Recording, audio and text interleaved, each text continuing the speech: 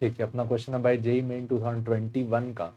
A bob of mass m is suspended by a thread of length l। एक bob है आपके पास जिसमें thread कितने लेंथ की है l, और इस बॉब का मास क्या है m। Undergo simple harmonic oscillations with time period t। ये जो बॉब है ये सिंपल हार्मोनिक मोशन करता है कितने टाइम पीरियड का, t टाइम पीरियड का। तो यहाँ टाइम पीरियड का वैल्यू क्या रहा होगा, 2π√L/g। If the Bob is emerged in a liquid that has density, इस बॉब को क्या किया गया, एक लिक्विड में डिप किया गया, emerged in a liquid that has density 1/4 that of the bob. तो बॉब का डेंसिटी कितना है, density of solid equal to let's say rho. तो इस फ्लूइड का डेंसिटी कितना हो गया, density of liquid equal to density of solid by 4। And the length of the thread is increased by L/3, 1/3 of the original length. मतलब कि पहले length कितनी थी L, तो इसको और इंक्रीज कर दिया कितना, L/3। तो वैल्यू कितनी हो गई, 4L/3। Then the time period of simple harmonic oscillations will be. आपको बताना है कि इस केस में सिंपल हार्मोनिक ऑसिलेशंस का टाइम पीरियड कितना होगा। तो टी डैश का वैल्यू आप क्या लिखेंगे, 2π√L divided by effective gravity. ठीक, इफेक्टिव ग्रेविटी निकालने जाते हैं तो ये बॉब पे कौन कौन से फोर्स लगते हैं देखते हैं। बॉब पे जो पहला फोर्स जो लग रहा होगा वो क्या लग रहा होगा, इसका खुद का mg। और जो दूसरा फोर्स लग रहा होगा वो क्या लग रहा होगा, एफ अप।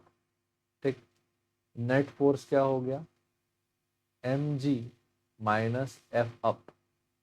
mg क्या हो गया, volume of solid, density of solid into gravity. Mass का value volume of solid into density of solid, minus f up का वैल्यू क्या, volume of solid density of liquid into क्या, gravity. यहाँ से अपन लोग क्या कर लेते हैं, वॉल्यूम ऑफ सॉलिड को और जी को कर लेते हैं कॉमन, तो अंदर बचेगा density of solid minus density of liquid. ठीक, डेंसिटी ऑफ सॉलिड क्या है, रो, और डेंसिटी ऑफ लिक्विड क्या है, रो/4।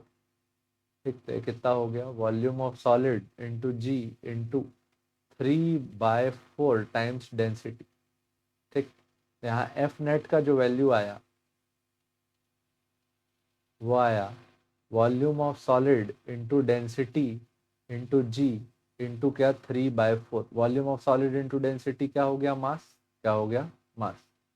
एफ नेट का वैल्यू आया mg इंटू 3/4। ठीक, तो यहाँ इफेक्टिव ग्रेविटी का जो वैल्यू है, इफेक्टिव ग्रेविटी का जो वैल्यू है वो है 3/4 टाइम्स ओरिजिनल ग्रेविटी। ये आया जी इफेक्टिव का वैल्यू। ठीक, यहाँ टाइम पीरियड का वैल्यू क्या आ जाएगा, टाइम पीरियड का वैल्यू आ जाएगा 2π√L/g इफेक्टिव। वैल्यू क्या आई, 2π√L इफेक्टिव ग्रेविटी का वैल्यू क्या, 3/4g। और ऊपर चले गए। अच्छा एक मिनट, यहाँ पे लेंथ भी चेंज हुआ था, लेंथ भी अपन चेंज किए थे। लेंथ कितना चेंज हो गया, L/3। नहीं एक मिनट, लेंथ कितना आया था एक बार चेक कर लेते हैं। लेंथ का वैल्यू आया था 4L/3। लेंथ का वैल्यू क्या था, 4/3 इंटू एल। ठीक, तो मैथ्स का कौन सा फॉर्मेट, A/B/C। 4 ऊपर गया तो नया टाइम पीरियड का जो वैल्यू आया वो आया 2π√4 इंटू 4L/3 इंटू 3g। ठीक, तो टी डैश का वैल्यू यहाँ से क्या आ गया, 2π√L/g इंटू 4/3। ये हो गया हमारा initial time period. Time period का नया वैल्यू कितना आया, 4/3 टाइम्स टाइम पीरियड।